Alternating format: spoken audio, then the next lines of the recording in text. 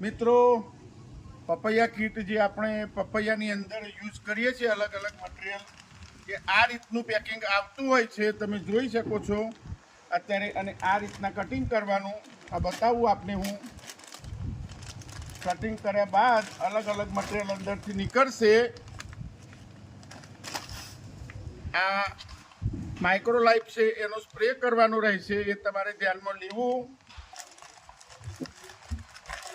અને જેમાં રૂટ્સ લખેલા હોય ને એનું ડ્રિન્ચિંગ કરવાનું પણ લખેલું જ આવશે. જેમાં રૂટ્સ લખેલા હોય એનું ડ્રિન્ચિંગ કરવાનું. અને આ 61નો સ્પ્રે કરવાનો રહેશે, તો તમને મને ફોન નહીં કરવો પડે. અને બીજું મલ્ટીવિટામિનનો પણ સ્પ્રે થશે, આનો પણ સ્પ્રે થશે, અને આ માઇક્રોલાઇફનો 3નો સ્પ્રે થશે.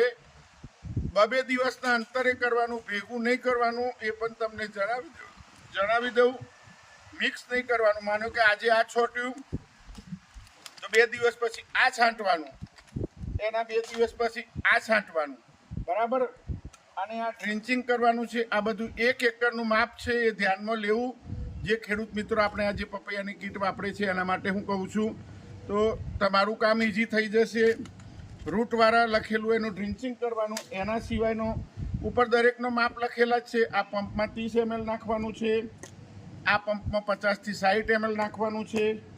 અને આ 1 એકરમાં તમારે જે રીતના સેટ થાય એ રીતના બેરલમાં બનાવીને 1 એકરમાં સ્પ્રે કરવાનો છે. 3 વસ્તુ સ્પ્રે કરવાની અને 1 વસ્તુ ડ્રિન્ચિંગ કરવાની છે પપૈયા કીટમાં.